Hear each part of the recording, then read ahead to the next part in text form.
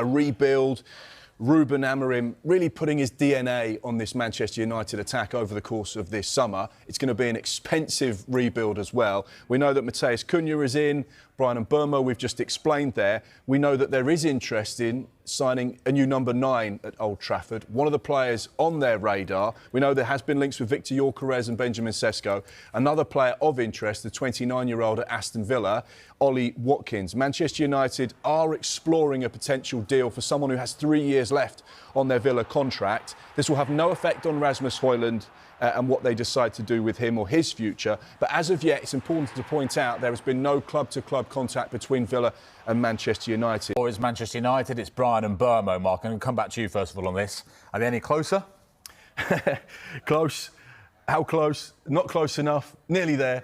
It's one of those situations where, again, very similar to the João Pedro situation, Bryan Mbeumo made it quite clear to the 2 or 3 other sides that were interested in signing him this summer that really had one destination week. We know that the financial accounting year for football clubs resets on Tuesday, on the 1st of July. So you'd imagine with that coming into play, this will then get escalated to be sorted out. But it does feel, James, like these negotiations have been going on for quite some time. I mean, is it just Manchester United trying to test Brentford's resolve to accept a lower bid than they might like to? Well, it does feel like it's been quite drawn. I want to talk Manchester United with you, Dean.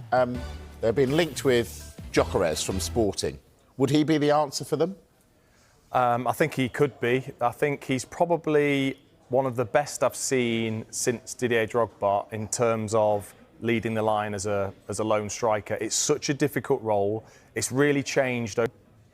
Is there a worry, though, because he's never played in the Premier League, that it might not be the place for him? No, I don't think so. I think he's played in England. The Championship is no easy league to play in, and the requirements physically for that league that you've got to go through. So I don't, and I think the development and how quickly he's developing, and more probably still to come, I don't see why you wouldn't just look at him. And I'm surprised there's not more clubs that are clamouring to get his signature, because I think he's only going to get better. And that position in particular now requires a certain talent to lead the line, I think, anyway. Dharmesh, when he played for Coventry, you could have got him for £21 million. Why didn't clubs come in? Is it just snobbishness?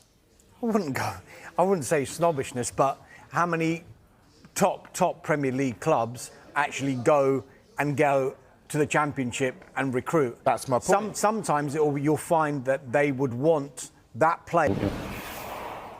Yeah, some interesting comments there from Giles. Then James Savundra joins me on set now. Look, he hinted that Mbeumo only wants United, but is happy to stay at Brentford if the deal can't be agreed. So where are we with the deal then? That was really interesting, saying that he'll be happy to stay. I think it seems unlikely that Bryan Mbeumo will be a Brentford player, even by the time the players return for pre-season, just simply because of how close Brentford and Manchester United are right now. There was a bid that went in on Friday, which was rejected by Brentford. That was worth up to £62.5 million. The previous bid was £55 million, with £45 million up front, £10 million in add-ons. We understand Brentford want in excess of something we've been reporting over the course of the last few days. There has been plenty of interest in Bryan Mbeumo, but he wants to join Manchester United. And I do think, with the clubs remaining in talks, that we are getting very, very close to them having an agreement. It's a shame, isn't it? Because Brentford's players have done so well for them, but now they're all in the shop window and everyone's nicking them, basically, none more so than their captain, Christian Norgard. What's happening there? Is he going to Arsenal?